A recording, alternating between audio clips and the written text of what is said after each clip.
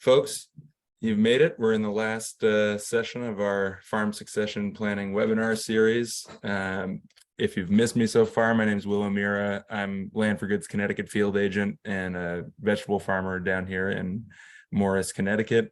And today's session, I think, is most everyone's favorite, the farmer panel. You'll be able to hear from some folks who have gone through various stages of the farm succession process, hear about their trials and tribulations, but maybe more importantly, their success stories. So just to give us a sense of who's in the room today, I'll share our poll results. 62% of the folks here today are from the senior generation, with just a couple folks from the junior generation and some service providers as well. A little more than half of you have talked to your peers about farm transfer and succession planning.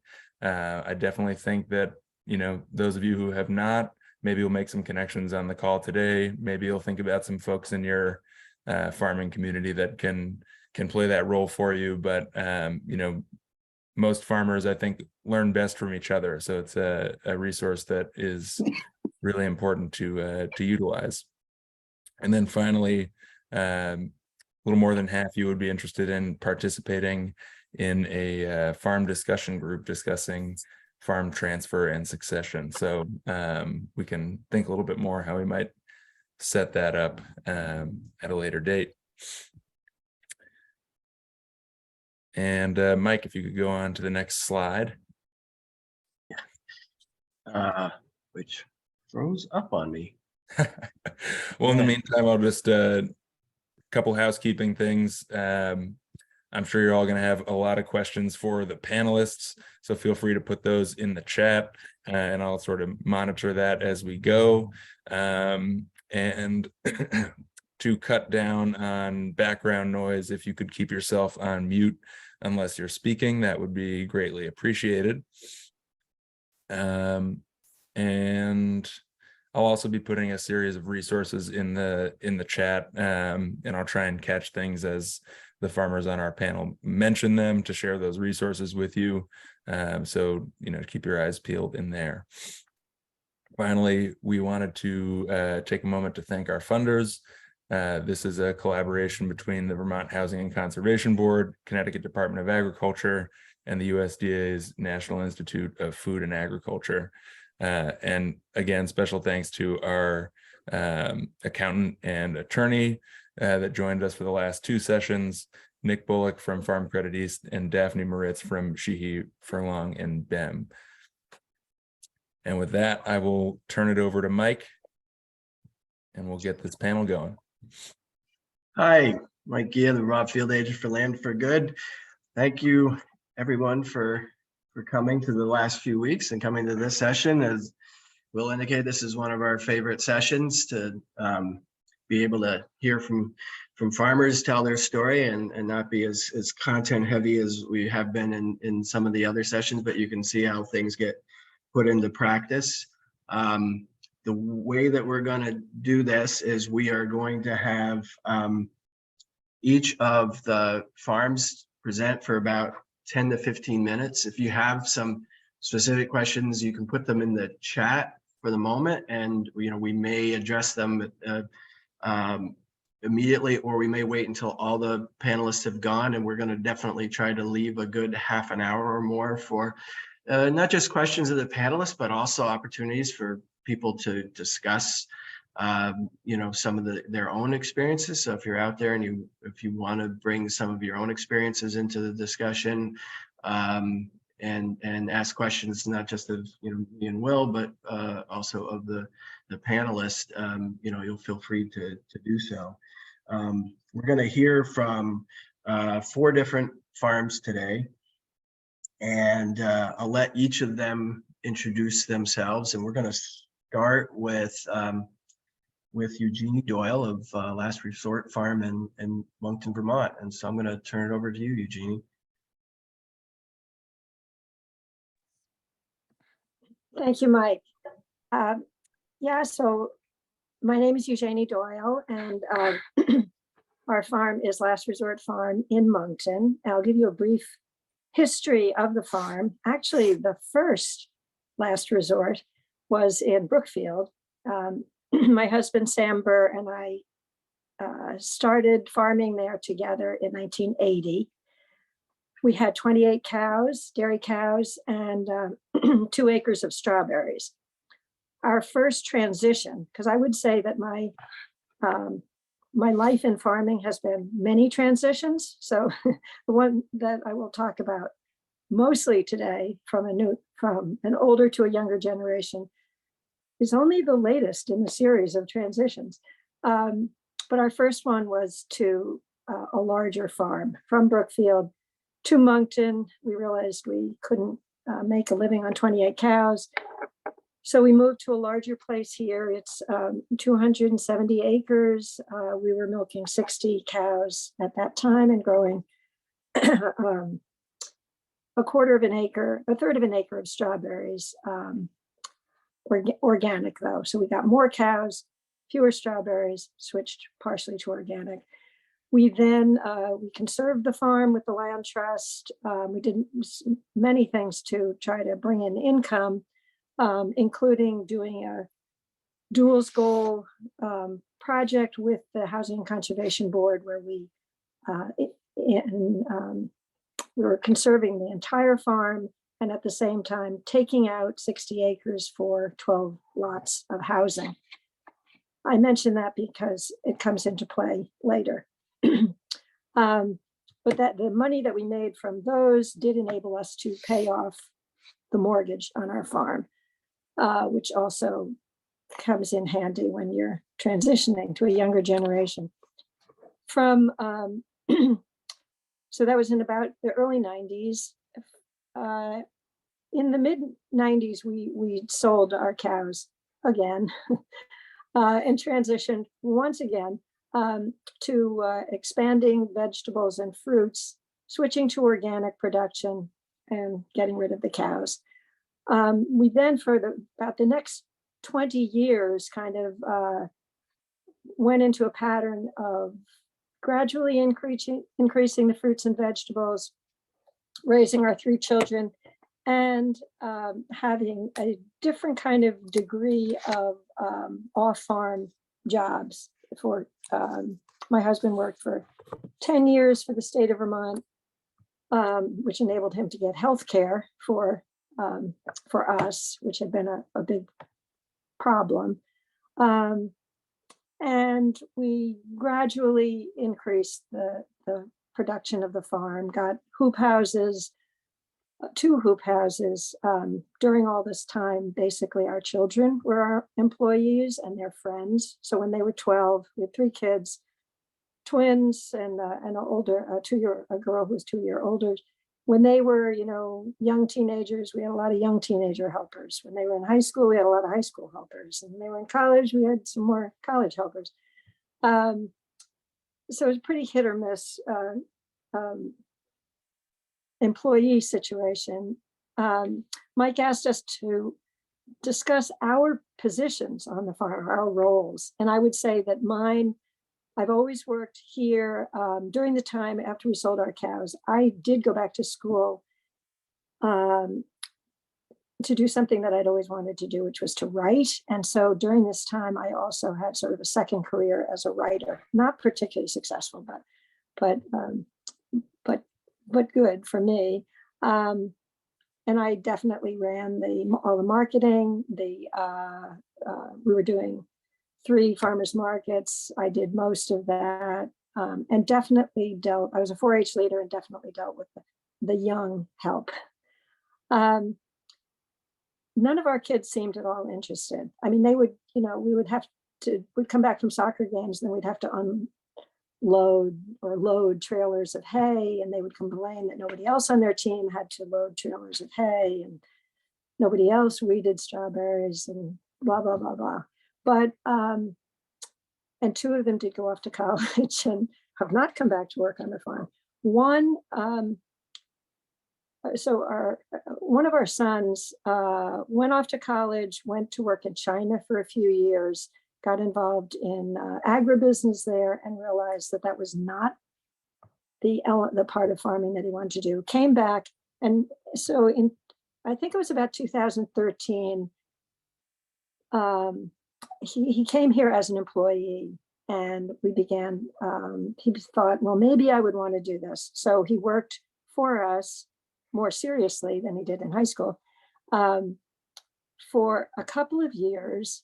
And at that point, we began a process. He thought this is really what he did want to do. We began a process of, we thought, my husband and I thought of working with him. He, I think, always had his eye, he was a little bit more forward thinking and thought he was looking to the future when he would take it over. It was harder for my husband and I to come to that sense that we weren't actually going to live forever. This is a major challenge, or be able to farm forever. So we started a process which did involve talking to a lawyer, with a great lawyer, worked out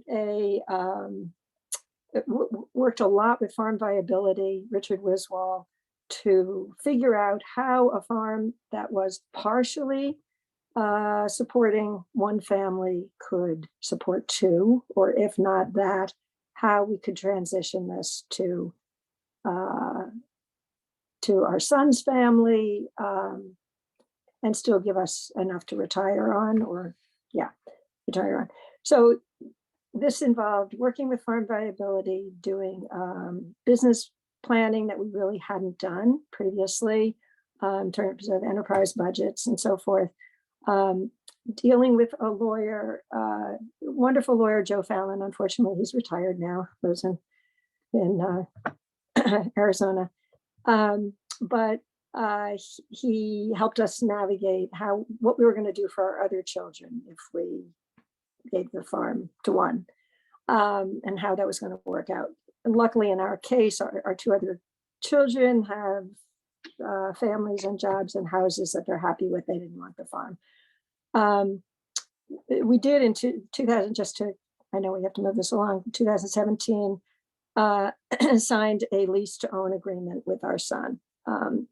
It's a 15-year lease to own agreement, during which he would gradually acquire more what we called member units. We kind of started off with 100 member units, and he had 20, sort of a long story, but as of 2022, he can start to acquire more. And by 2032, I think he will own the farm. So it's kind of a long process. It's been, so the main challenges of this, I would say communication. So Silas, our son, called the period of time where we were working, three of us together managing, he called it the three-headed monster. I thought actually it was working pretty well, but we had a lot of communication difficulties. So that major problem. Second major problem, role changes. Going from being a parent who knows everything to being a parent who knows nothing, sort of an interesting thing. And then also major challenges, the house. So who's going to live where? Resources, huge resources for us for farm viability, and the mediation part of Farm First was truly what kept the process going. And I think then just a couple of pieces of advice, and I hope you'll ask a lot of questions, because I would say keep a sense of humor. Very important. Sorry, my husband isn't here. He definitely has a better sense of humor. One of my sons told me I was the only person he knew who was born without a sense of humor. So that didn't help much. But I would say the other thing is to keep a perspective, keep a long vision. And I frequently look at this arrowhead, which was found in one of our fields when we were trying to put in an irrigation system and through NRCS. And archaeologists came out to make sure we weren't digging through burial grounds, which we were not, but we were going through hunting grounds. And I often do think how we have to remind ourselves often that nobody really owns this land, and that the transition to a new owner is something to sort of take with a grain of salt and not take ourselves to let go of some of that sense of possession. So I would be really happy to answer questions or talk more after the others have had a chance to speak. Unless, Mike, you want me to speak on anything else right now. So I think, people want to put questions in the chat. As I said, we'll probably go through all the presenters and then we'll open it up for discussion, including people can turn on their mics and such. But I did want to just ask a couple clarifying questions before we move on. So how old was your son when he came back to the farm after his off-farm career? So he was, I think, 26. Yeah, I think that's right. Mm-hmm. And then in the 25 or 26. Okay. And then in the lease, you were talking about the lease to own, you were talking about member units. So what is this that you're structured the property into an LLC, or what was the legal instrument? Yes, we had each of the parties. So my husband and I formed an LLC, which was TLR, the Last Resort LLC. And he at this point changed the name slightly to be Last Resort Farm LLC. So we each had our own LLC. And then we've gradually transferred the membership units of that. So there were two different LLCs, and what was in each one? What was held by each of the LLCs? His LLC, the Last Resort Farm LLC, started out with, he owned the equipment, and most of the equipment, and the business, and we own the real estate. And you still own the real estate, or how is that being transferred? We do. Yeah. What's the plan? What's the plan for the transfer on the real estate? The plan for the transfer on that is that he can start, so he has been gradually buying into that. I can't tell you exactly what percentage of it he owns right now, but as of 2022, he could start buying more as he wanted to. And then he will entirely own it by 2032. And that transfer is happening through an LLC as well? Yes.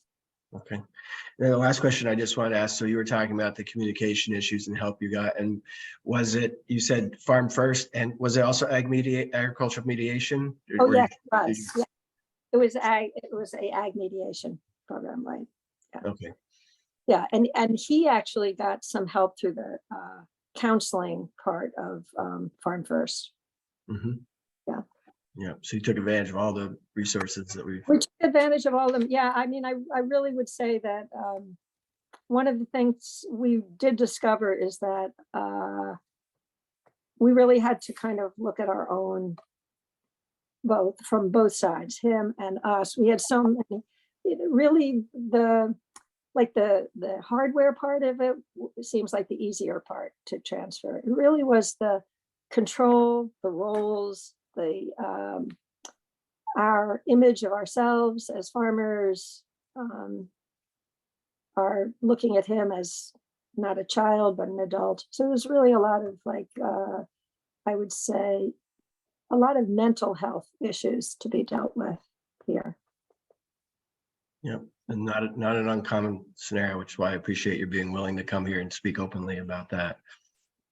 And then I think the pandemic and the pandemic, climate change, and the employment difficulties of getting employees were things that, real world things that came in during this time, the past couple of years, which have made all of those other elements harder. Yeah. Well, thank you, Eugenie. I'm sure if we have more questions, you can come back into the discussion, but we're going to move on to Pauline Stevens, who's just relatively south of Eugenie in Shoreham, Vermont. at Golden Russet Farm. And Pauline. Great. Thank you, Mike. So as Mike mentioned, I'm Pauline Stevens. So I'm the second generation owner at Golden Russet Farm.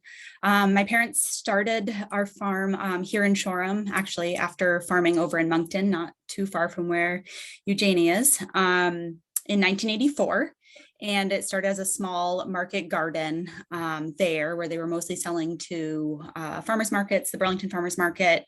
And then when they moved down to Shoreham, also sold to that market, a little bit of wholesale through Deep Root, places like that. And over the last almost 40 years, have switched to be mostly wholesale. So we're currently growing on 10-ish acres of vegetables, a small amount of cut flowers, and also a little bit of fruit, a little bit of raspberries, blueberries, and a small apple orchard that mostly goes into cider. So yeah, our farm, I feel like our growing mix has pretty much stayed similar. It's definitely grown. We've growing a lot more than my parents used to, but it's always been a certified organic, diverse vegetable farm for the most part. Another big aspect of our business is our spring greenhouse business. So we have a small nursery set up where we sell certified organic vegetable and herb starts, along with, hanging baskets, perennials, that type of product to home gardeners in the spring. So we're open from the last weekend in April through July 4th-ish.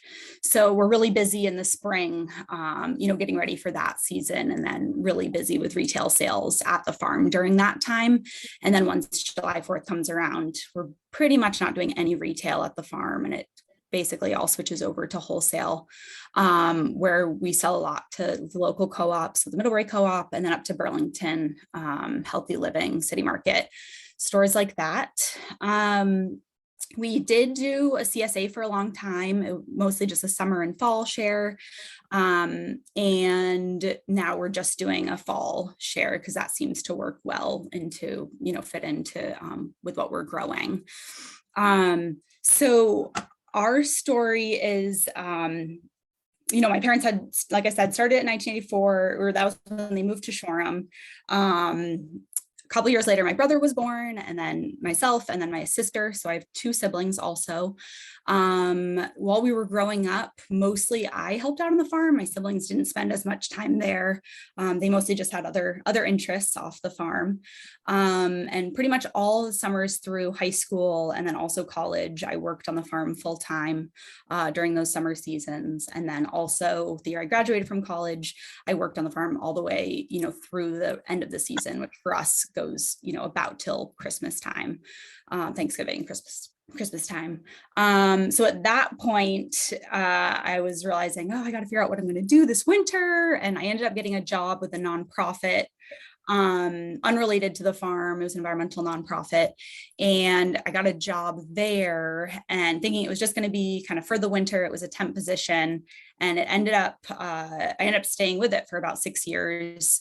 And living up in Burlington for a while, and it was great, but it definitely didn't feel like a great match after a while, and I was really missing being outside, spending time with my parents, and just doing other things. And around that time, started having conversations with my parents about what their timeline was looking like. At that point, they were getting towards 60, and we're just starting to kind of realize they couldn't do it forever.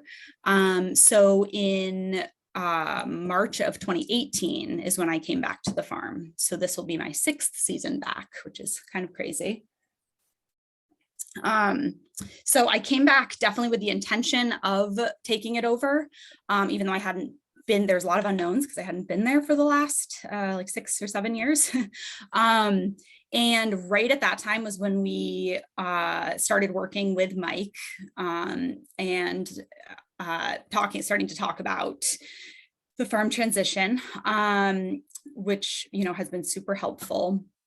At that point, I definitely was just coming on as an employee, and definitely helped. We never really had official farm manager, crew managers, or anything like that. So I definitely kind of took on that role unofficially. maybe really probably in my second season back. And the intention was for about 4 years, I was going to kind of stay in that role, with the 5th year being when I would really take on more. And so that was last year. So 2022 was my first year of really taking over ownership of the business as an entity. So I started my own LLC about exactly a year ago. It was last February. And last year had, I think, a total of maybe 8 or 9 employees, which is kind of crazy, but had a really awesome crew. It was great. My dad actually also took a new job off the farm around that same time, just before that time. So that was kind of one reason for kind of a quick transition with that.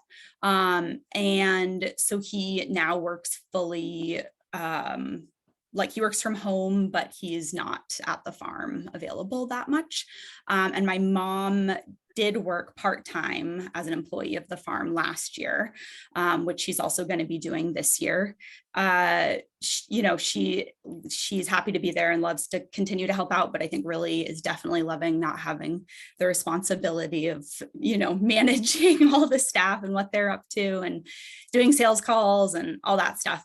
So it worked out really well, definitely to have her around. And my dad was definitely available, like, nights and weekends and all those other times to help with some stuff. But that's kind of where they're at currently with it. And going forward this year, my mom's going to have a kind of similar schedule, but even a little less.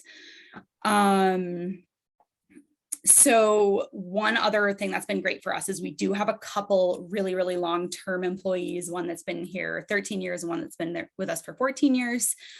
So that's been super valuable for us and for me, especially just to kind of have that continuous, help and all of that knowledge kind of carry through as I'm taking on ownership. And one of the guys who works for us, he has kind of taken over what was traditionally more of my dad's role with doing the tractor work and all the stuff with machinery. So that's been great to have him on board still. And let's see, similar to what Eugenie was saying, I think the last couple of years with, the pandemic starting in 2020, that was like going to be our 3rd year. And that definitely just flipped a lot of things upside down for us. But I think we've, made it through, and it's been, we've made it work. I think my parents we had to do a lot of adjusting that year, and a lot of the things have kind of stuck with us, but just certain things about how we do business during the greenhouse season had to really change because of like limitations of people who could be at the farm and all of that. And my parents always talk about how if I hadn't been around to kind of help manage the more, a lot of it was done on the computer and they were just not that into it. And so I think, the farm could have really taken a turn that year, maybe if I hadn't been around to help with it all, because they're definitely ready to not be spending their energy doing things like that. So I think some things that have been really helpful for me, especially this past year, as I've taken over more ownership, because traditionally both my parents worked on the farm full time. My dad, like I said, was kind of more of the, equipment, machinery, tractor, did a lot of that stuff along with all the bookkeeping, payroll, all of that. And then my mom was more focused like in the greenhouses and with sales. And so one challenge is my husband does not work on the farm. So I'm definitely taking on, it as one person instead of 2. So I've been trying to figure out kind of what things can I have other people help with that I just can't, I don't have capacity or the expertise. So one big thing is I hired a bookkeeper at the beginning of last year just to help with, payroll and all the filings and everything. And that's been definitely some of the best money I've spent this past year. She's been really, really great asset. We use QuickBooks Online, so that's been great to just stay super organized. Let's see. I think obviously it's been challenging figuring out, the difference between just me as one person, my parents as two people, like how to figure out how I can do it all, which obviously I can't do, but also figuring out kind of how to fit everything in and prioritize things. So once, the season starts off, it's just full on. We're open with having the retail side of the business. We're open 7 days a week, for about 8 weeks in the early summer when things are kind of getting going. So it's just a really intense time of year. And it's, especially last year, now that I think back on it, it was hard to prioritize having conversations about farm transition. For us, we really have to like schedule it in and be like, okay, we're all going to sit down and like talk about this at this time, or else it just won't happen because there's so much going on in the day to day for ourselves as individuals and the business. And we like each other and want to have fun together and not always talk about the farm. So there's also that side of it. We try to fit that in too. So yeah, that's definitely been one thing that's just, we really have to schedule stuff in if we want to have conversations. That's where, when we were meeting with Mike regularly, which we haven't done in a while, but when we were, that was a great place to have those conversations and have Mike kind of help facilitate or bring up certain topics that maybe we wouldn't have thought of. And yeah, I think that is mostly what I had for the topics, but Mike, is there any other questions you have? So I'll just say one of the things that I frequently tell people is that the real value a lot of the times for having someone like myself or Will or the farm viability providers come in to help people is just provide that structure to force people to sit down and have these meetings that otherwise just put in the background. Because there's always something to be done out in the barn, something to be done out in the field, and then sometimes you just want to be a family and not have these conversations. What age were you when you came back to the farm? I was like 29, I think, 28, 29. Mm-hmm. Yeah. And I remember I still had met Will at different farm meetings, her father, and I would see him, and they were thinking about what to do and didn't think anybody was going to come back. And he said one day they were in the car together, and Pauline and Will were in the car together, and Pauline says, I think I definitely want to come back to the farm. He said, I almost drove off the road. He said, I was so surprised. I didn't think it was actually going to happen. So right now you have an LLC, and then you are purchasing the current and intermediate assets from your parents. And yeah, so so I can talk a little bit about that. So at the end of 2022, I purchased kind of all of the current assets they very generously kind of at the beginning of last year helped by pre-buying soil and covering seed costs and certain things like that to kind of help get me going last year before we had any income. Thankfully, we have, we do bring in income in, May is a really big time for us because of the bedding plant season. So I was able to kind of pay them back for those purchases they made last year, kind of on my behalf.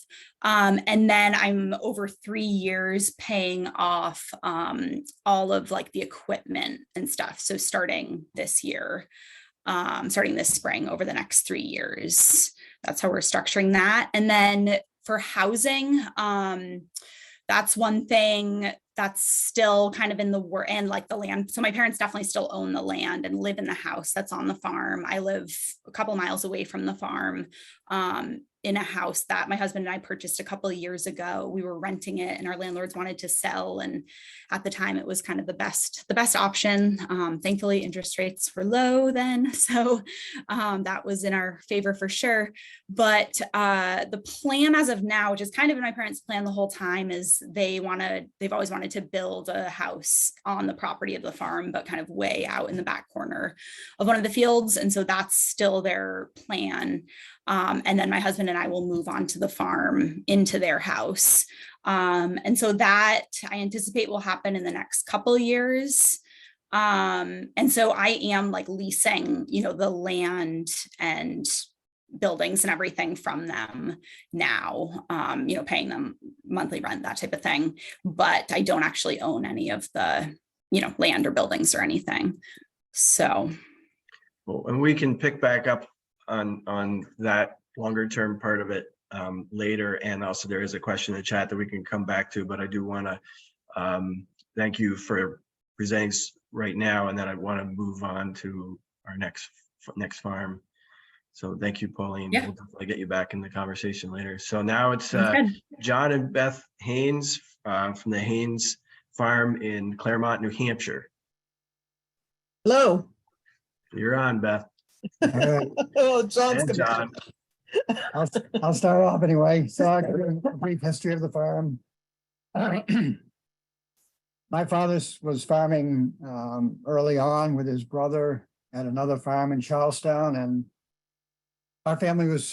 his family was growing, so he decided he wanted to go on his own. So this farm became available. So we bought in 1961. This farm, it was previously a dairy farm and then converted to a chicken farm, and then Dad put it back into dairy. So the land was really overgrown and nothing had been done for quite a number of years. So it was quite a project to get the farm going. Started off, I think, with 12 cows, I think, and then we worked up to like 30 cows. And then so I grew up on the farm. This was the farm that I grew up on, my family. I was 8 siblings, so there was a lot of free help for my dad, and a great growing up experience for me. And then when I graduated from high school and went to college for a couple of years, and then worked off the farm. I still lived on the farm, so I still helped out as much as I could, but working full-time job for a couple of years, and decided that I really wanted to farm for my life. And so I came back and started working full-time. That would be when I was 22, 23, something like that. And so the farm has worked up to, we're milking 60 cows. We're completely grass-based. We've never raised any corn. Definitely a lot of pasturing has always been Dad's or his plan. And so I was the only child that wanted to stay on the farm. And so I worked along with my dad for a number of years until to the point where he wanted to retire. He wanted to still work on the farm as much as he could, but have a chance to travel and get away, something he hadn't had a whole lot of chance to do. So that worked out really well. It was a wonderful time in our lives because he was still helping a lot, and we worked great together, had a good relationship, and it was a very good time. And then some health issues came along, and so he less and less able to help, which was, a transition. My wife started helping on the farm quite a bit. She did a lot of the, the milkum chores. Never did milking, but she would drive tractor, haying. She's always done all the book work for us. And in about early 90s? It was 93. 93, we decided that, or Dad decided that he wanted to begin the transition. So the way he worked it out was, since none of the other children were interested, he said he was able to set aside a amount of money for each one of those as part of their inheritance. And we took on a 30-year loan with him for the cows, the equipment, and the land, everything all together. And so we were, working at paying that off. And he was able to help us quite a bit, as I said early on. Then eventually got to the point where we had to start hiring a little bit of help, which took on more bookwork for Beth. Probably not the most pleasant experience for her. Looking back over, we'd probably been better off to get an accountant or something to help us. A lot of, tax work and et cetera when you take on employees. Then, so we were working along pretty good with employees, but getting to the point we were 16 plus. wondering what we're going to do. We never were able to have children, so we had a number of kids come and live with us for short periods of time, friends, relatives, and so forth, and that was always a real good experience that we enjoyed a lot. And they loved working on the farm for those periods of time, especially like at one point we were seasonal, so we had all our cows calving at the same time. So it was a lot of calves to feed, a lot of extra work. And I had a niece that just loved to come up with her friends from Connecticut and stay for 2 weeks and just, take care of the calf chores and do everything, but just really enjoyed that. And it was fun for my wife. She loves to quilt, so she had a chance to help them during the day learn quilting, which was just really fun. Anyway, that's kind of a side note. So we decided that we wanted to begin to, we're thinking about what we're going to do in the future. And that's when Mike kind of came into the picture, Land for Good. And so we began conversation. It was very helpful for us because we just never sat down to figure out what we wanted to do, how we're going to do this. He helped us to work out things like lease agreements and, things that would be very helpful for us in that transition. And so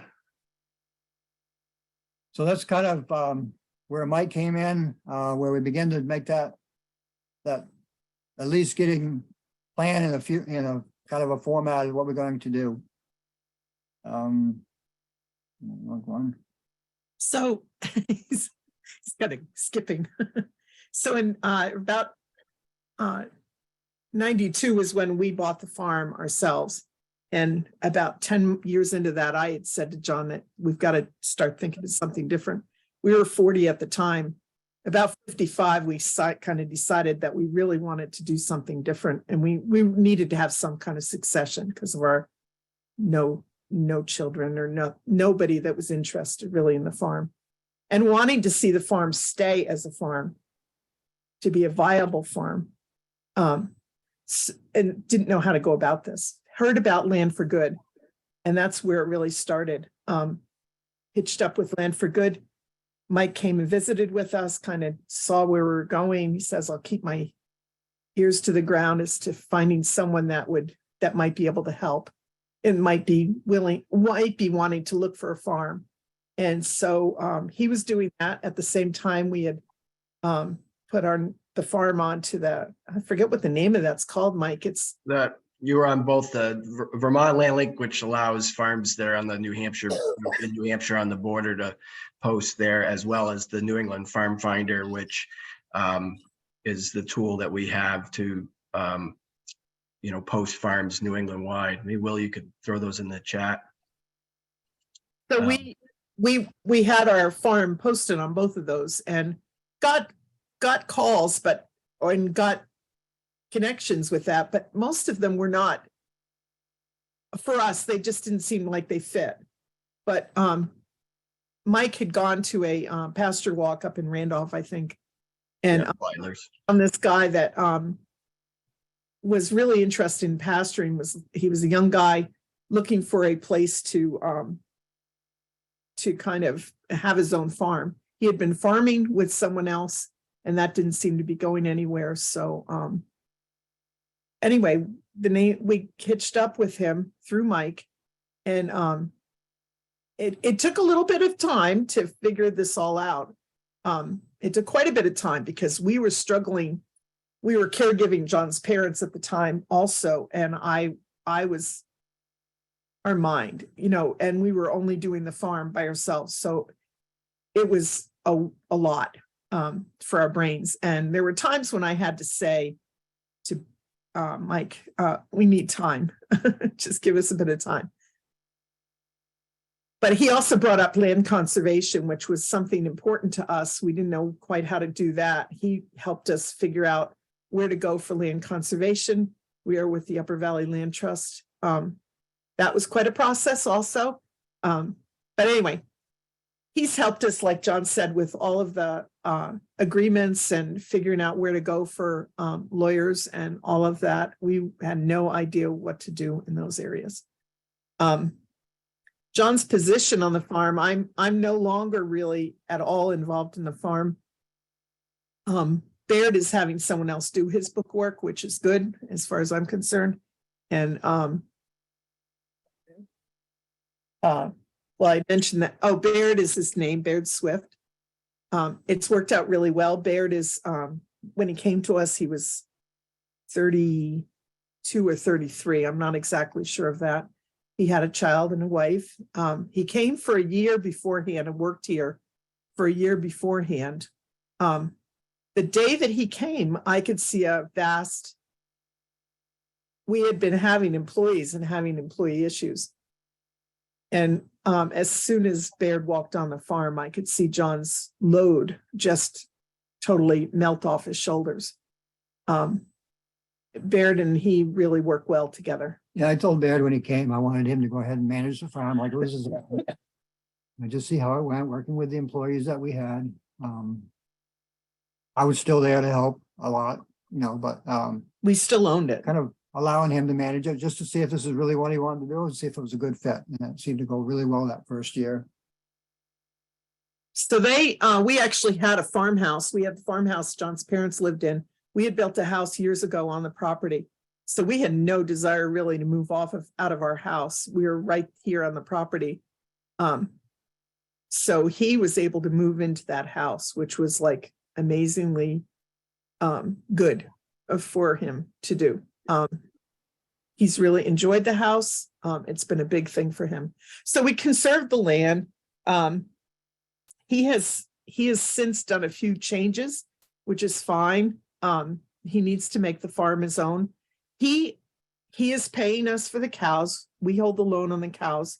He is paying, he's bought the equipment from us that he feels like he needs for harvesting and everything. He doesn't have all the equipment, so we still own some of the equipment. We own the real estate, so he is renting the real estate from us. At the end of, I think it's 7 years, and we're like 2.5, 3 into it, I believe. He is going to be hopefully all paid up on the cows and the equipment, those 2 loans, and then he can start on the real estate. And it will be we're not exactly sure how that's going to work out. We haven't discussed that yet. Really, it seems to be working well. He is now no longer has employees. He's down to one time a day milking, one milking a day. Oh, I'm sorry. We do have the cows, and he is pasturing. And let's see, is there anything else we need to say, Mike? So I think just to clarify, so he owns the cows now with a loan that you're doing for seller financing. And then the equipment loan is with Farm Service Agency, right? USDA Farms FSA. He had wanted it to be through FSA, but they were going to give us such a low price on the cows at the time. Cow prices were unbelievably poor. Well, we're an organic farm, and so the organic cows, you can't just buy, any cows. They have to be organic, and then you had to have a market. At the time, you had to have a market in order to sell the milk. So he knew that he was buying the cows plus the market. So it really wasn't. They were loan on the slaughter value of the cows, and that was it. And that just wasn't fair. He realized that as well as we.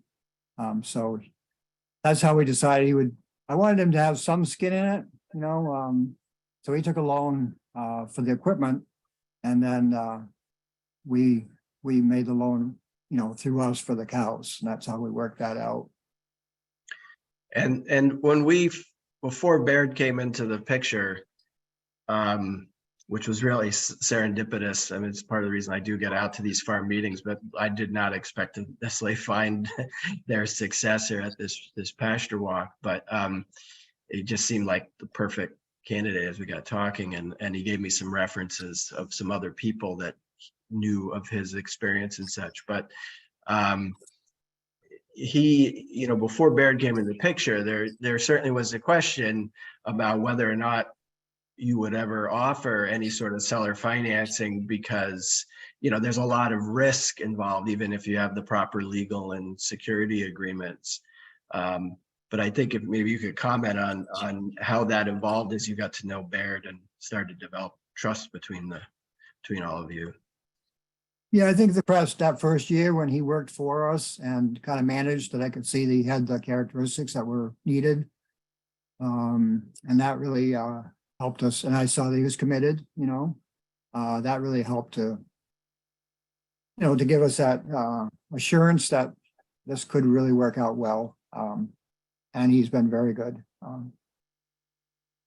I will say too, it helped that Beth had such good records for the farm that we were able to start to develop enterprise budgets to show that he was going to be, full farm budgets to show that he was going to be able to cash flow the loans and make things work, which helped with FSA. And then Barrett also brought Sarah Flack, who's a consultant here in Vermont, to also help him look over the financial aspect of it, so that Barrett most importantly, but everyone could have confidence, FSA, John and Beth, that he would be in the position to make those payments. I think with that, we can move on to our last farm. I will point out before we move completely away from John and Beth that the tapestry behind John and Beth is one that Beth made. It's some of her crafts. So so with that, we'll go on to Crossroad Farm, and I don't know who's going to speak first, Tim or Phil. You guys apparently worked this out. Yeah, I think I'll be starting, and I think I'll do the chronology of the transition, and then Phil can fill in all the details. He's kind of a detail guy. And so 1980, Crossroad Farm begins along with our daughter, Mariah. And there was lots of enthusiasm and very little knowledge. I had just finished 2 years. I'd finished law school in 1978, practiced for 2 years, and couldn't wait to get out of the office. And my wife had worked all during those years when I was in school. She had been working at a daycare and no longer wanted to continue that when we had children. So we were 29 at the time, and we've always been just a vegetable farm with strawberries and eventually bedding plants and flowers. So I'll skip 20 years ahead to 2000. We are established with 66 acres, 50 tillable, and Phil arrives at the age of 14. I think that's right, he'll correct me. He's the detail, to make money for a car.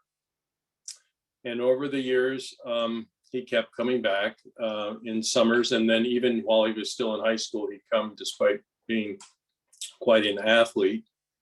I recognized very quickly what a hard worker he was, and he'll never mention it, but whenever he enters the bike race to go up Mount Mansfield, he wins that every year, and did this past year. And then when he enters the race to race up Mount Washington last year, he was this past year 6th and the year before 4th, but he improved his time. It's very competitive. So he's one of the best athletes in the Upper Valley. So I was pretty lucky to figure that out. And he kept coming back all during college as the years rolled by. And by 2010, now we've been into this for 30 years. We're well established. We're 59 years old now. And we meet Mike. And we started this conversation about retirement and what that might mean and what that might involve.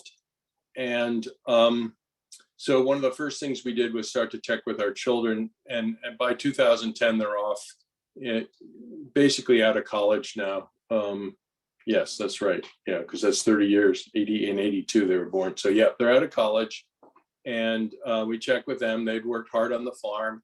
They'd, harvested. They worked every summer basically on the farm from about the time they were 12. And that was enough for them. That was enough. And that was good. And they recognized Phil as being, perhaps the person who would best take over the farm. So we continued these conversations with Mike kind of intermittently. I think along the way, we kind of recognized that that was interesting. I didn't know. Was that a yawn? We recognized that we would never probably get the full value of all our sweat equity that's sort of been driven into us by Mike over the years. And that one way to be able to make this farm transition work was to sell our development rights and an option to purchase at agricultural value to the Vermont Land Trust. So in 2013, we entered into that process. And it took about a year, and they were very enthusiastic. Monies were raised, and eventually we received, the purchase went through in 2014, and this accomplished a couple of very important goals for us. It assured that the farm would remain an operating farm.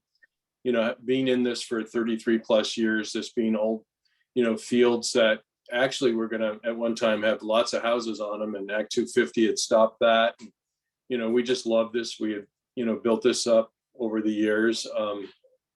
We decided that we wanted to make sure it stayed a farm. And so working with this option to purchase with DLT was very important.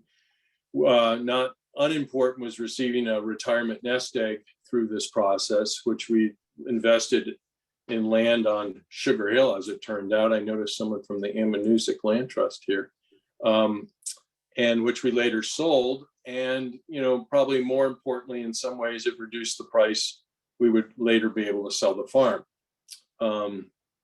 So those were three things that are very important to us in 2013. And during these years at the same time, Phil was taking on more and more of the daily operations of the farm, such as running the wholesale part of the business.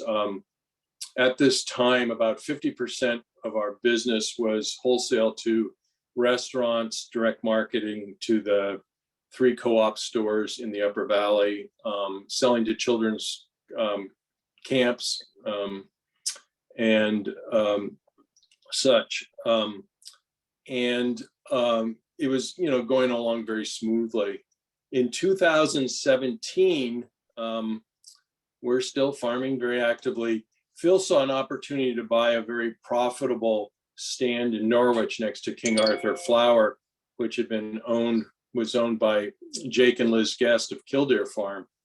And we were about at the point where we were ready to get smaller, actually, and we needed to have these kind of conversations about transfer. We could see ourselves having a very small little profitable retirement business that we'd manage with far less employees and all those associated headaches, et cetera. But Phil came along with this idea, let's buy Norwich. And we said, sure, that's great, but you're going to become a partner then, at least from our perspective. And so we entered into a partnership agreement, established an LLC, and took 1/3 interest in the what was involved in that was simply and he put some skin into it, made an investment, was buying the equipment, buying into just the equipment on the farm and the stand itself in Norwich that we bought. He had no interest at that time in the real estate. We still owned the house and all the property. And that was 2017. And then in 2019, there was an attempt, not everything was perfectly smooth. There was an attempt to bring on a partner for Phil. And that started in, I think it was 2019 when I checked my notes here. And at the same time, transitioning, we had figured out we were no longer going to build up on Sugar Hill like we had once thought and leave the farm. That finally got figured out. All this takes time. That's why I would give yourselves plenty of time, because it's this big emotional roller coaster that I was going through during this whole time period. Less so with my wife. Oh, dog, don't start barking now. Let me shut the door. She's really nuts loose. Anyhow, that's a Bernese mountain dog. They're not supposed to really bark. So we a partner, someone who had worked for us before, came on, and COVID hit, and things just didn't quite work out the way we'd hoped it might. And we don't really need to go into too much detail, but there was a little bump in the road there that, it wasn't all perfectly smooth. But we did build this new house that year, just before COVID, in an adjacent lot. And that was another part of the puzzle, because now we could get out of the farmhouse. The farmhouse is obviously right in the center of the farm. All this activity is going on. The employees are coming and going. We had a history of supplying all the employees with lunch, and they would come in and out of the farmhouse. That had gotten a little too big in some ways. Both of us, but especially Janet, was really kind of ready not to. We had grandchildren now, and we wanted a little more privacy. So the house became an important part of this transition, and we've been really happy here. By 2020, Janet divides her interest in the business, giving me her share, and Phil buying the rest. And Phil and I become 50-50 partners. And 2021 was just a simple, great year, farming, no thoughts of transition for a change. Didn't, just farm and have fun. And that was great. As 2021 grew to a close, we're now 70. Time flies, especially when you're giving a 10-minute talk. And it just seemed time to think about changing things. One big important thing that happened was when Janet gave her interest to us and gave it to me and sold it. She said, well, you LLC, you farm, being Janet, Phil, and me, you got to start paying some rent to me and to me. And so we figured out a rent arrangement, but, I'm in this middle of this thing. I'm paying rent. I'm, having a deduction. It was kind of nutty, and I didn't really like that. I didn't feel that comfortable with it, actually. And it was quite significant, the amount too. So I started thinking about, maybe it's time for me to bow out. At the same time, when we talked about me bowing out, the same thing that kind of happened was Phil starts looking for, financing, and he's told by the powers that be that he needs to be the total owner. And so time goes on. This is, working its way into 2022. I've hired a lawyer who I really admire, again, from that group you just showed, Eugenie. We're getting some advice from another real estate agent, because Mike had lowballed us pretty much. And so we wanted to see what the upside of things might be. Wasn't going to just take Mike's word for it at this point. We love Mike, don't get me wrong. But so it started to go along. And then finally, very impulsively, I just sent an email to Phil in May. I just looked it up. And I basically say, this whole thing gets kind of, it's going back and forth. We've had this great year. It's time to just do this. We'll do seller financing. Here's the purchase price we're offering. And we've talked a lot about it already. And, the interest rates are going up. So we need to get this done. Otherwise, it will be an arm's length transaction. And here's the interest rate. And we'll do seller financing. And we closed on July 29th. So that's the basic transition in a nutshell. And I'll let Phil fill in all the details, and Mike asks all the questions that I've forgotten. Well, I think before I jump in, I'll let Phil go ahead. Yeah, well, I think Tim really covered a lot of it there. Things that I want to add were, well, if I'll kind of go maybe in reverse. So thinking about, when Tim was talking about the traditional financing routes, when we had these numbers, back around a year ago, when we were talking about transitioning the whole farm and the property and the rest of the business, I did go to I did sort of pursue traditional financing routes and went to FSA and had some meetings with a loan officer. And that's something that I'll mention that I think really is a good resource, even if it's only an introductory meeting, even if you're not ready to transition the farm. It was certainly informative for me and for us. And one thing that Tim alluded to, which we found out, was that they were only going to lend to the operating entity. So if they weren't going to lend to me, Philip Mason, they were going to lend to Crossroad Farm. And at the time, Tim and I were in the partnership. So that meant that essentially he would then be taking on debt to buy his own farm, his own land and house. And that wasn't too palatable for obvious reasons. So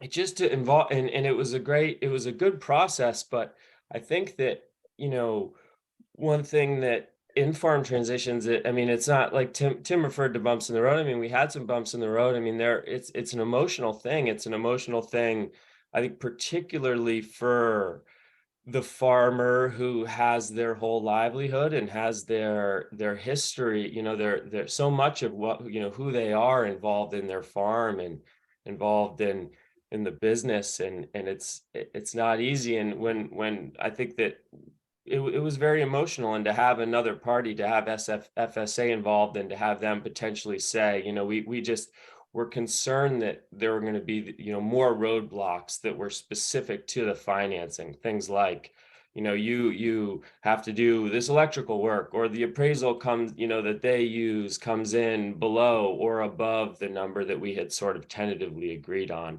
And I think that to just have one more level of uncertainty and an already pretty difficult process was just too much for us. And I think it was that in particular that led us to really want to, led Tim and Janet to want to pursue the seller financing. Personally going over it's a lot like Tim said. I started at the farm when I was 14. I can't think of an instant when I knew that it was what I wanted to do and what I wanted to do forever.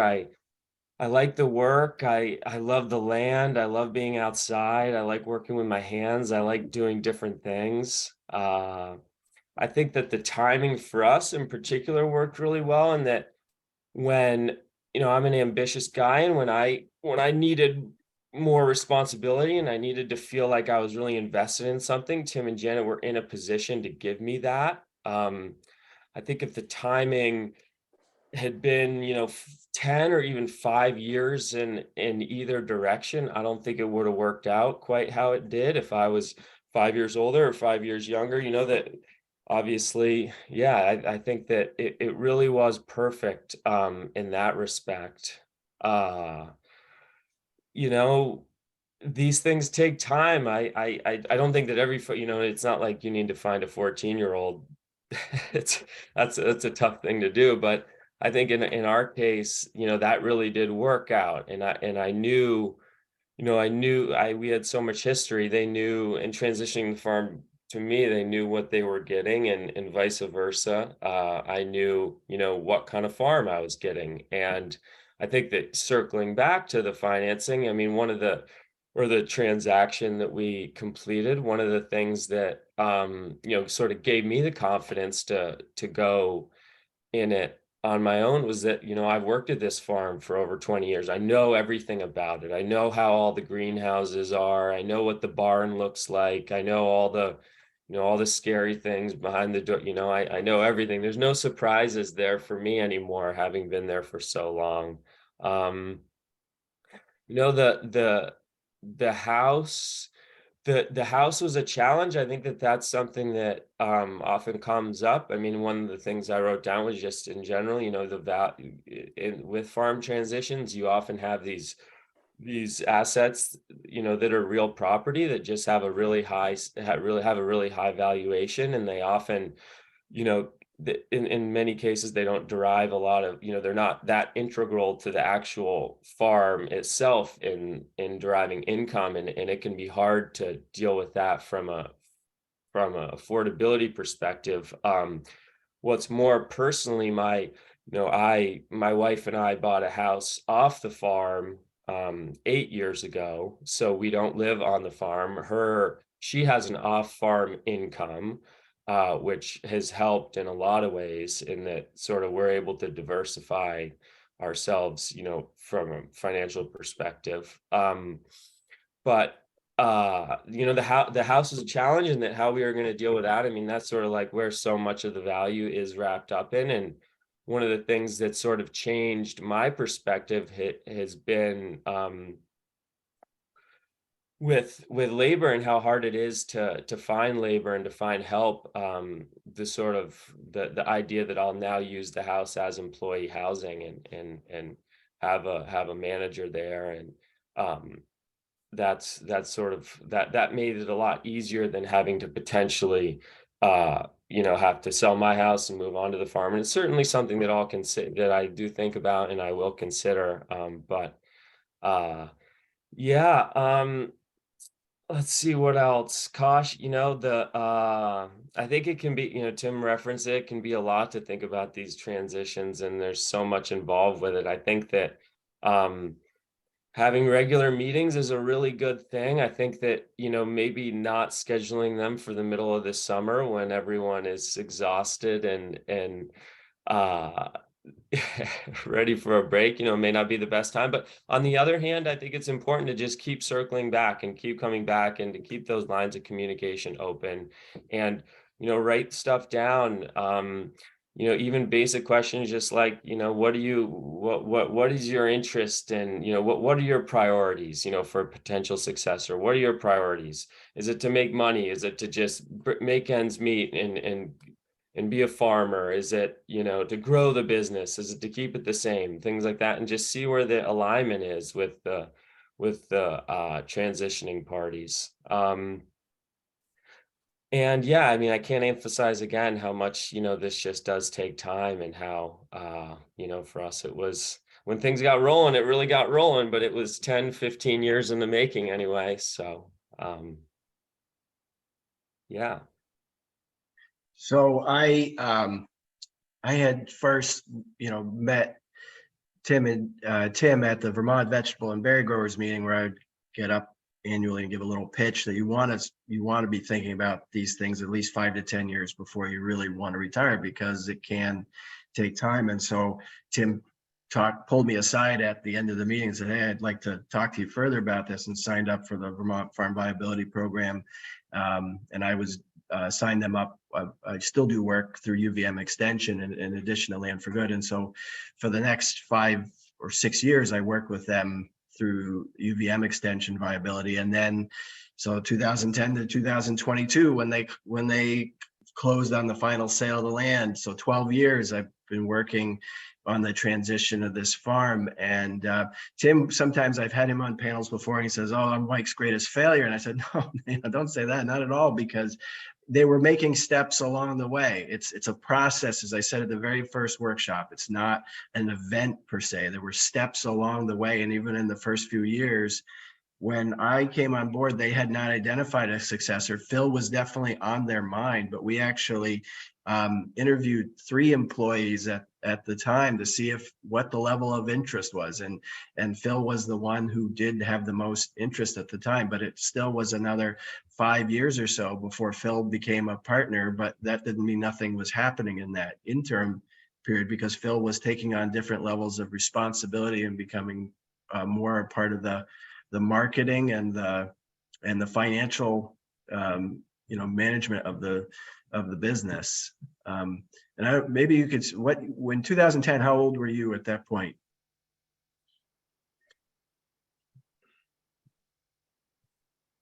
You're still muted. Yeah, 23 or so. 23.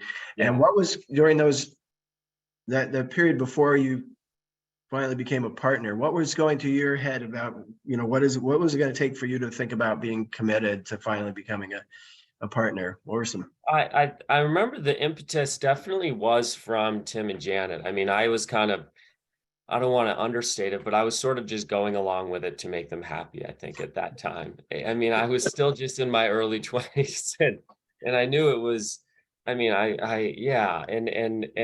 but it was what we needed. It was what I needed. I needed to have that.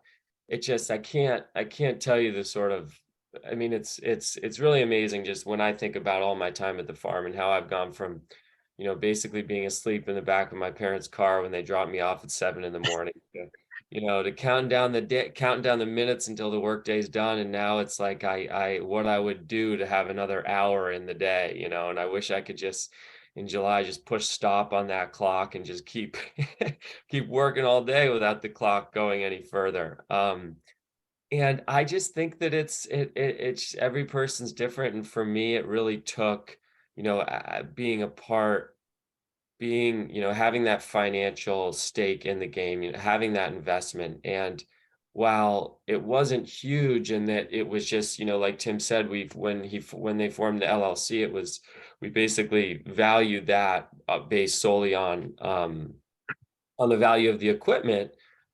So when I came in, it wasn't a huge amount of money, but it was just shy of $100,000, and I had to borrow a little bit from a family member, and it was scraping together everything I could. And to just be, to have that investment and to feel like I really was a part of it was I think when things really changed for me. What that did too was it also allowed for a parachute if things didn't work out. If Phil wanted to get back out, there wasn't that much skin in the game, so to speak, so that, we could buy him back out comfortably. He could go on too. That was true.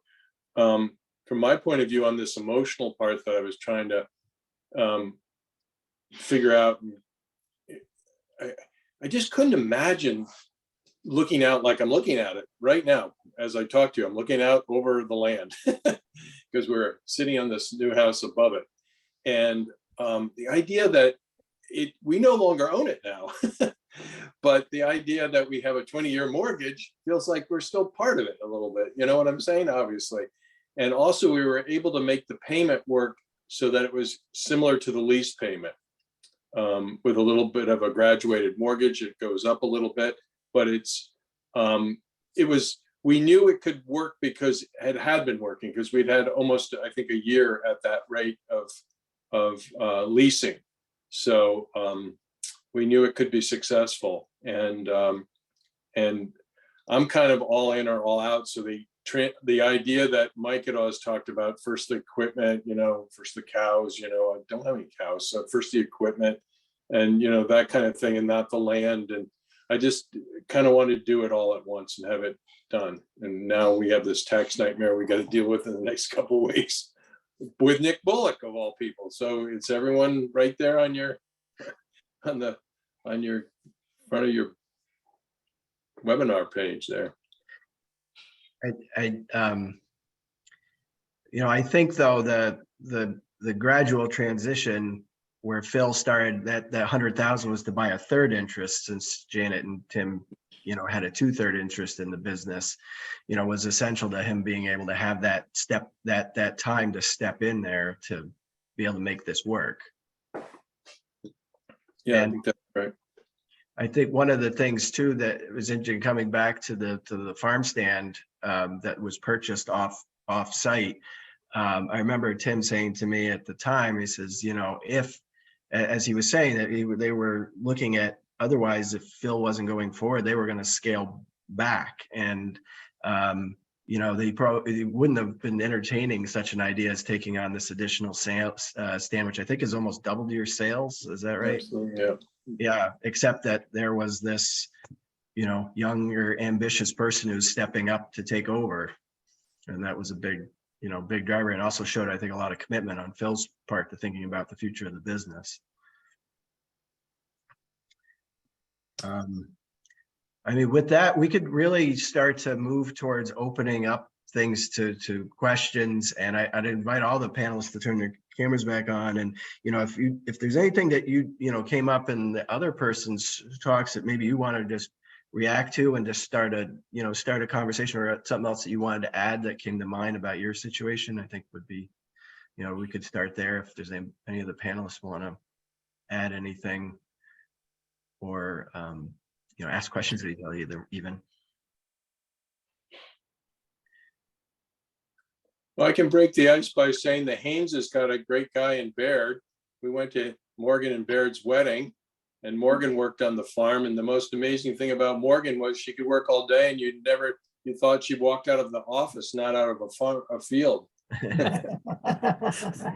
And then with Pauline, I've known her folks for about that 40 years. So there's lots of connections here. Yeah, I knew that Morgan worked on a vegetable farm. I had no idea. Yeah, that's right. It was right here. Just to let you know, she doesn't have a vegetable garden now. She's got been 2 having kids. children. She's got 2 kids and a full-time Yeah, job. she's been on having the farm, children. There was one question earlier in the chat, and again, if people aren't anxious to turn on your mics, feel free to put questions into the chat. So it was originally came up with Pauline, but I think it could apply in at least the other in Crossroads and with Eugenie too, about addressing the non-farming siblings. So maybe Pauline, you could start, and then Eugenie, you could. Yeah, definitely. Yeah, so like I mentioned, I have an older brother and a younger sister who both live out west, like nowhere near here, have never really been involved with the farm. And actually probably it must have been in the fall, sometime in 2022 was kind of the first time we'd really had like a big sit down scheduled conversation as a family with all 5 of us, kind of about me taking over the farm and what that looks like and everything. And basically how we currently have it planned is the farm, my parents are not giving me the farm by any means. I'm definitely buying it from them, both the equipment and then, ultimately the land and everything. And of course they're being, generous in a way, but they're not, it's not like they're giving it to me and then my siblings, are going to be left with nothing. So it's definitely something we're still figuring out. And I think actually my siblings were maybe a little surprised about that when we were having the conversation. I think they were just kind of like, oh, I assume Pauline's just kind of taking it over and inheriting it in a way, but that's not really the situation that my parents and I have discussed. So to me, it's been really important that my parents feel that they're kind of as made as whole as they can be. Obviously, I think Tim had mentioned about, they're never going to get back all the sweat equity they've put into everything. But our hope is that they get back, what feels fair. So that definitely is our intention.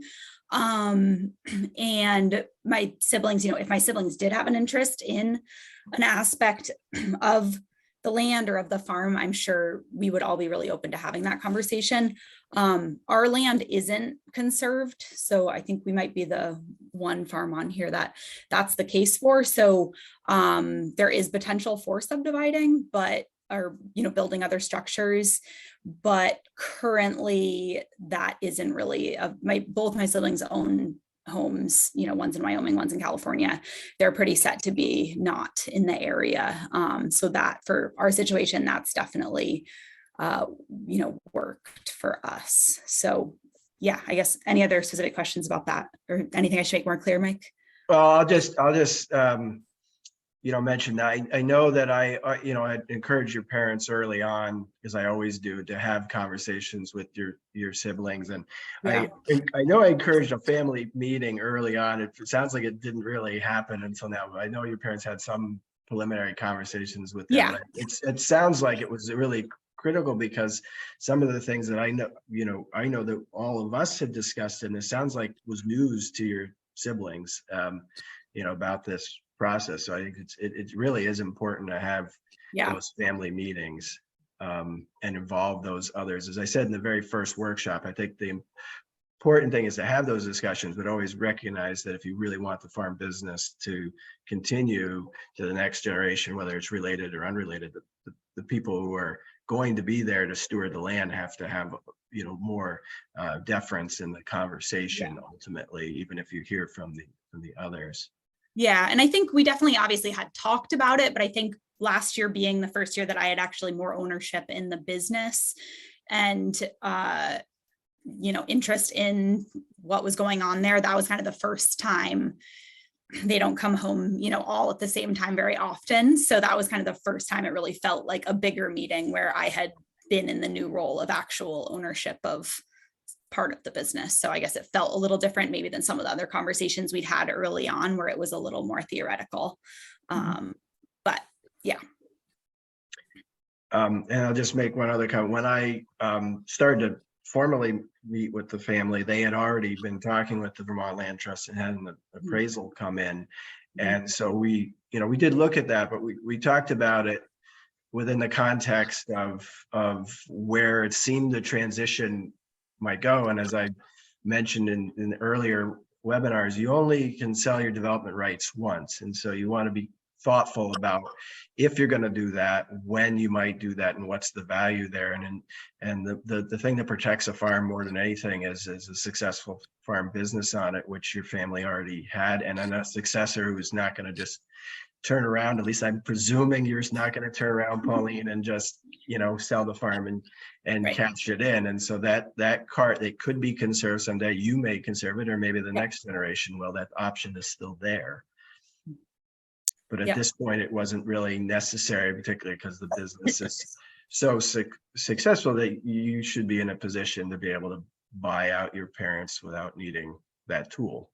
Exactly. Yeah, that's our hope.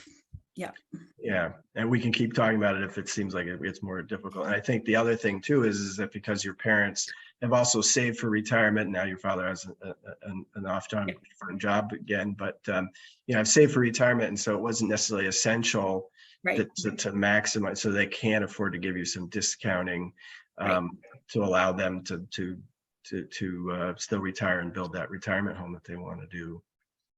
Yep. Correct. Yeah. Eugenie, do you want to address the non-farming siblings?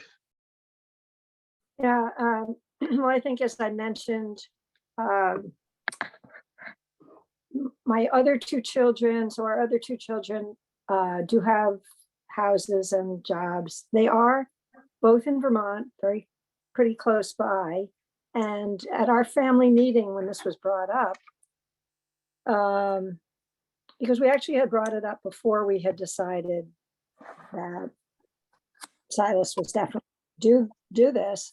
And we kind of asked them how they saw the farm future. And both of them really felt like they did not want anything from the farm. You know, they were okay, but they always wanted to be able to come. They always wanted it to be able to be there.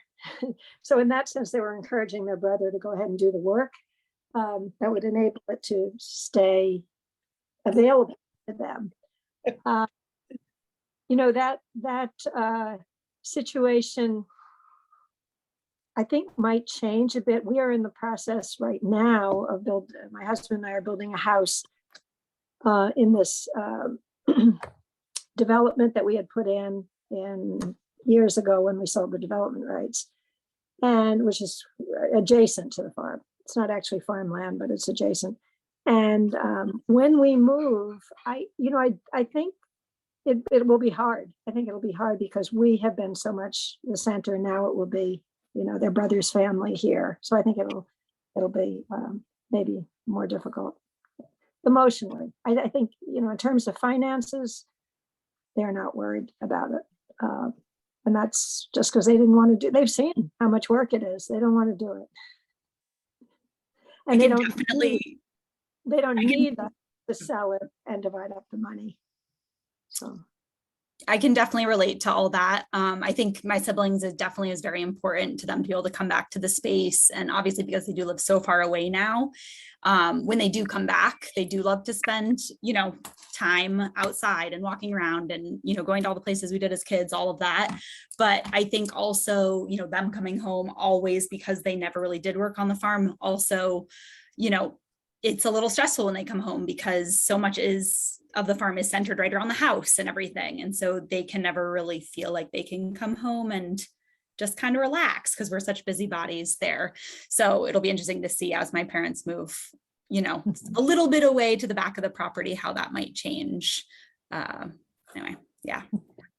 I realized that I should actually include John in this because there were 8 siblings there. How did those conversations go with your 8 siblings? Right? Actually, mom and dad had taken care of that. I guess with a lawyer before we even bought the farm, and I don't know if I was really in on those conversations. They just decided that they wanted to be able to set aside a certain amount of money and divide it between the family and give it to them while they were still alive. And that was just their, you know, going to be their inheritance. And that I would be buying the farm. They weren't going to give me the farm. I was going to buy the farm. And I think a lot like Pauline, I mean, I certainly didn't pay as much as I could have for everything, but we paid a fair price. And my siblings, one of the things when Baird bought the farm, so the name of our farm is Haynes Dairy, and he wanted to keep that farm because he said, for my whole life, that farm's always going to be known as Haynes Dairy. So I'm just going to keep the name, which made it interesting where we have charge accounts and so forth for different businesses. But anyway, our family is a camping family. We had family reunions every other year. My sister was a missionary in the Philippines. She'd come home every 2 years, and so we'd always have a family reunion, usually at the farm. And we just camp out in the woods. You know, we have a nice camping area. And Bear says, I want your family to always feel that they can come back and camp as a family. And definitely they're invited. Morgan and Bear did a really nice job of fixing up the farmhouse interior. Beautiful. And they invited several of our siblings to come in and just see the house. So it's been really nice. He's made it, you know, family friendly to my family. They still want to come back. We talk about family reunions, and John and I, want to go other places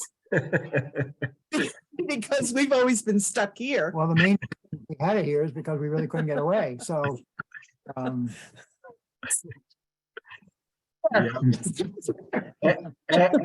you've been successful at that too. I've stopped by because Claremont's not too far from me, and occasionally I've gone through town and stopped by, and then Baird says, "Oh, they're off. You guys like to ride your motorcycle, right?" No, it's a motorhome. We have a small motorhome, yeah. So you've managed to get out, take advantage of that. Yeah. So Tim, but with 8 siblings, you know, eight of them, Dad quickly realized that he could never divide. One of the first questions was, you know, do you divide the land equally? No one is going to get anything that's worth a farm. You know what I mean? So the farm was viable, and that was what was really important. And he saw that Dad did ask us, do we want to stay on the farm? And we had to, you know, we thought about it. But the 8 siblings really had no interest in those little bits of land that are really not accessible to anything else. So, and they are all busy doing other things. So just like Pauline's family, you know, they're somewhere else. They've made their life. They're busy. One's in Canada. I only have one sibling here in Claremont. Well, I have 2 siblings now. My sister are retired back to Claremont, but so there's 2 siblings here. But yeah, I think for my family, my siblings were just pleased to have that amount of money. They could use it right now, you know, in their lives, or invest it, or whatever they wanted to do. And they were just happy to, you know, have anything really. I mean, they knew that I would be taking the farm over, but I don't really remember I don't think they really had a conversation with all of them. This is what Mom and Dad decided to do, and that's just the way it was. So Tim, early on, you know, I had you and Janet were very certain that neither of your children were coming home, but I still suggested that you just have those conversations with them anyway, and you know, because you never know when there's a Pauline out there, and then but also just about how they would feel if you sold the farm. And I'm wondering, you know, over 12 years, how that evolved, particularly when last year you finally did, you know, sell the real estate to Phil. Um, I think they're pretty far away, aren't they both? Well, yeah, one's in Acton, Mass. He's a landscape architect. My daughter lives in Moultonborough, New Hampshire during the summer, about half the year, and the other half they're actually in down in Panama, 5 hours from Panama City, building houses. So yeah, they have quite a different life. I think they were surprised, frankly, that I didn't just take a big chunk of change and run away with it, rather than want to do a seller finance 20-year mortgage. And I think that was perhaps, my daughter never really says anything like that. My son says too much. even though he's the quieter one. But I think that was the only real issue.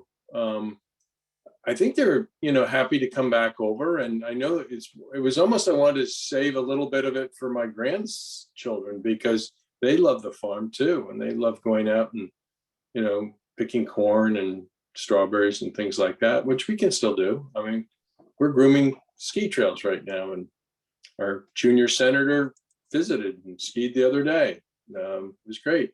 It's nice to see him out in the field. So it's a lot of fun, and I don't think we would have ever been happy had we built the beautiful house we'd once talked about up on Sugar Hill, staring at the Franconias and the presidentials. It's gorgeous up there, but this is where we've been for all these years. I don't really even know why we thought about doing it, to tell you the truth.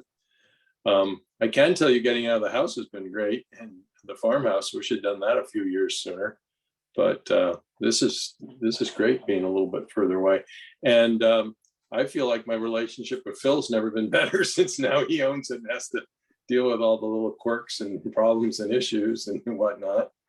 But it was time, because you get older and it's like you look at this old house, it's like, am I going to do this? Am I going to do that? No, someone new, young, has to come in and take charge and do that kind of thing with that kind of energy, So, but yeah, I think that was the story with with the kids. I think they're pretty happy for us now. They've gotten used to it for sure. I think they understood why I wanted to do what I wanted to do ultimately. Is there any other, I still don't see any questions in the chat. Has anybody got any questions out there that you want to open your mic for or ask in the chat? One thing I'd like to say is that if anyone out there wants to reach out to us personally, to me personally, I'm more than willing to chat on the phone with them. And Mike, you can contact Mike and he can contact me for my phone number. He probably has it already, but I'm happy to talk about this stuff further with people if they're, just because I like to talk. Good at that, I guess. Richard Walling, you got a hand up? You want to?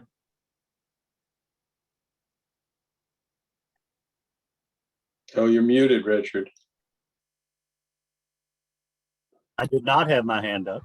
Oh, looked like there was a hand up. Must have been something else. All right, sorry.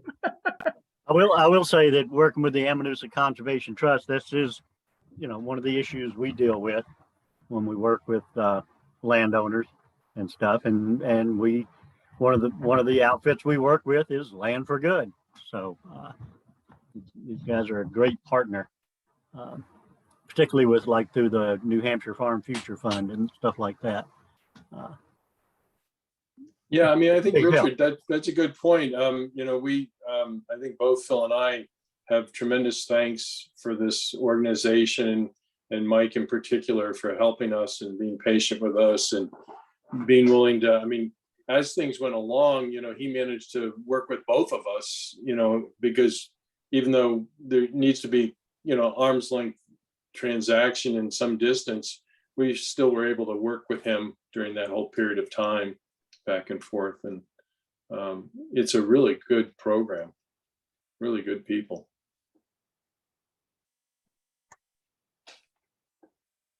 Where'd Mike go? Sorry, I just need to step away for a second.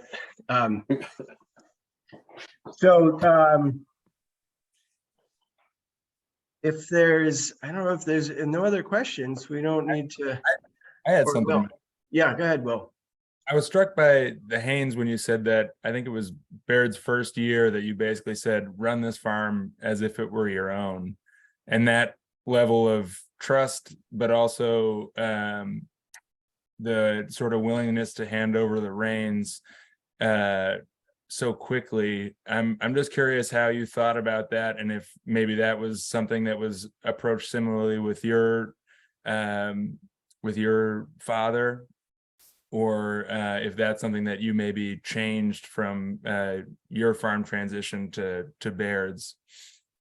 Yeah, so for me, it was quite different because I'd worked with my father all my life. And I, just because he was getting older and I took on certain aspects of the farm, like the breeding program was pretty much my responsibility. A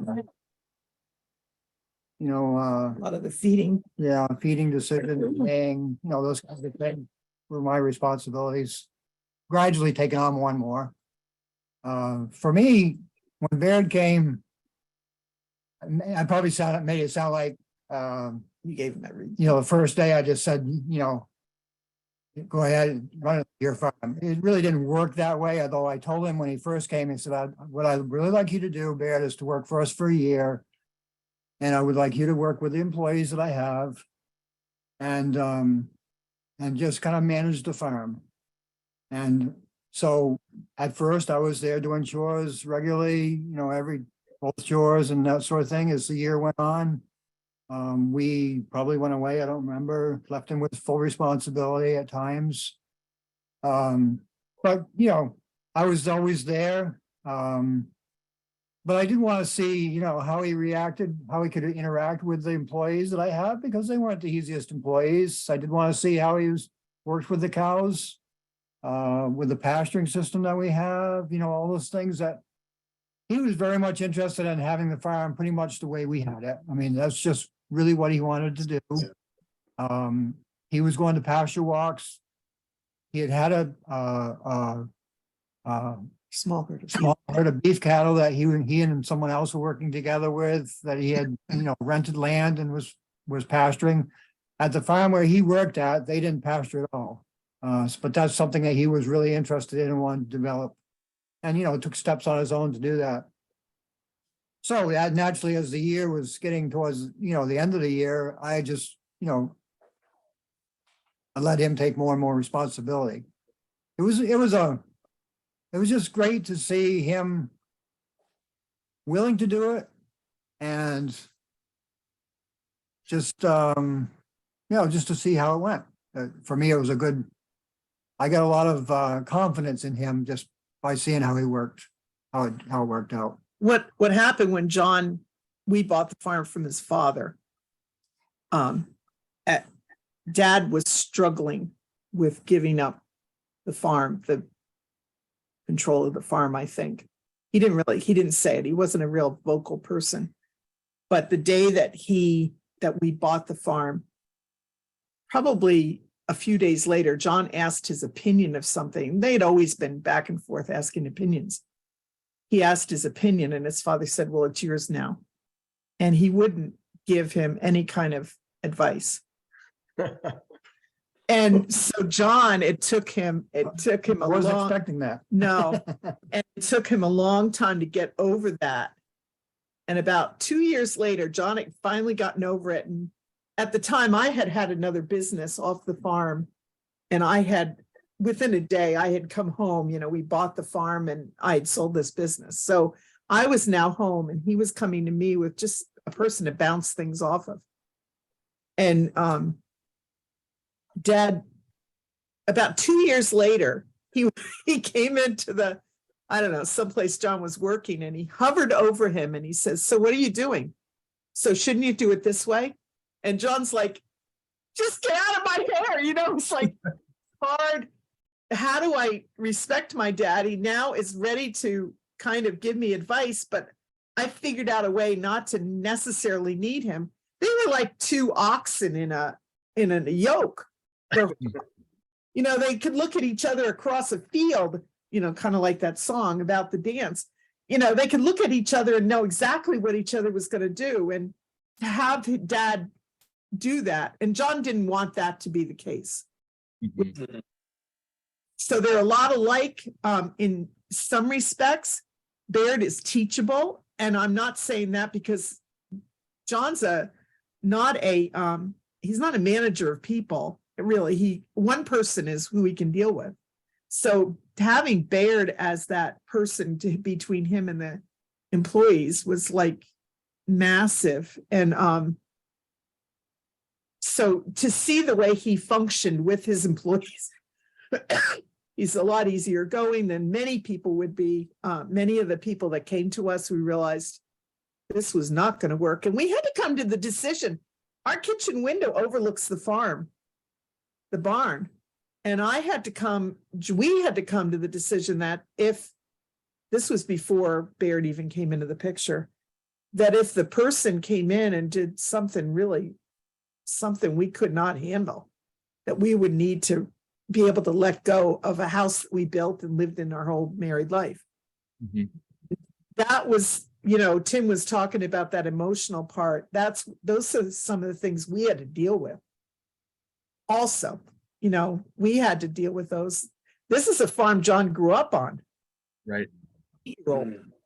And he went many miles on the back of on a tractor and did many fields and bales of hay and, walked many miles in the fields and Play the land and a lot of land clearing that they did through the years. So his feeling for the land was really unusual. But Baird, that first year, John, and that's why I said John kind of let go of some things as soon as Baird came onto the farm.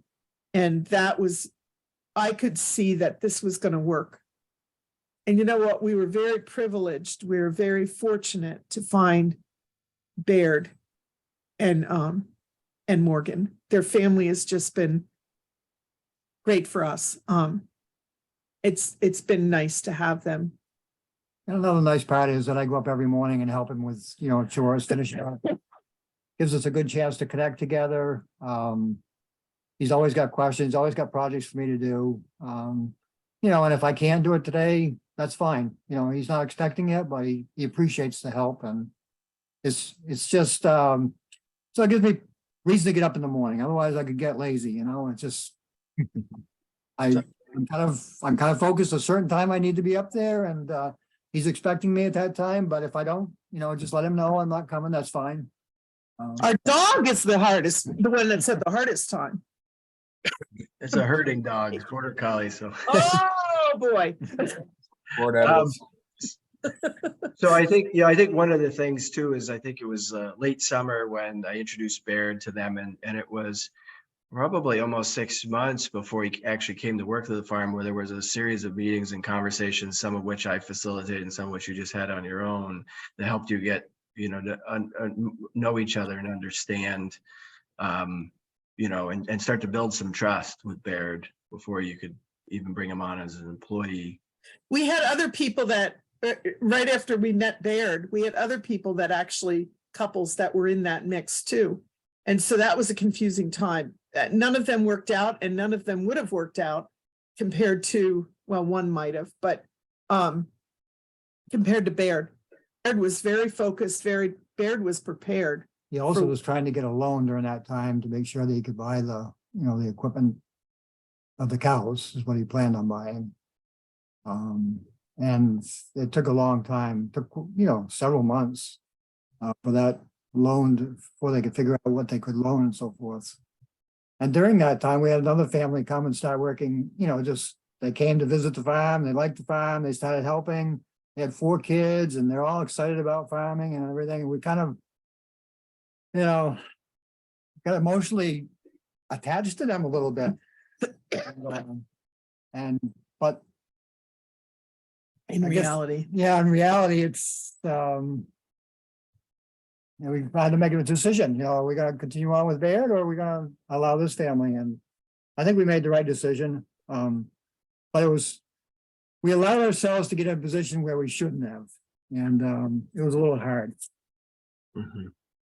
It was hard for the other family because they were really, getting involved and loving it. So, but I wanted to ask, Tim, now that you're not going to be an owner anymore, but you're going to still work on the farm too, right? Yeah, absolutely. I'm working on what corn we're going to grow this year right now. I've did this. Basically, I do everything under the guidance of Phil now. So I'll put together parts of the seed order, send it off to him to look at. Same thing with as I, go through each of the crops and how much we're going to grow, I, put off in red that I've planned it and then send it, he looks at it because, we have a OneDrive where we share the spreadsheets and that kind of thing. And so he can look it over and make changes he wants. Same thing with where the field rotations. I go around putting down where things have been and where we're talking about putting it. Then we have a discussion about, and ultimately, the decision's his, and I feel very comfortable with that now. I think, what the Haynes has pointed out with Baird, which, so our manure comes from where Baird used to work, from the Stever farm. That's where we've bought manure from them for over 20 years now, at least. And Peter's a good man. He's a good man, but Yes. You have a great up on judge us. of character. You have a wonderful judge of character and having figured out Baird. But once a farmer, always a farmer. I can't imagine not getting up in the morning and thinking, about some part of farming and doing something. And as long as I can do it. So yeah, we're going to continue on, and that was always our plan for a few more years. And it's always a question about how healthy you are. So just glad we got this all done while we still were healthy and that kind of thing. And I wanted to follow up with Phil, picking up on, what Pauline was talking about as far as, she needed to think about how to replace the roles that both of her parents took on as owners, which is always more than as employees. And I'm just wondering, at first Janet stepped out, and now, I don't know, Tim may be putting in, for all I know, as much as he's put in the past, but you've thought about that dynamic as, now it is falling more onto you, and Tim's an employee and Janet's retired, where that leaves you as far as management and just work in general. I guess, Mike, we should sit down. I should have my first farm transition meeting, first farm succession meeting then as the new owner. No.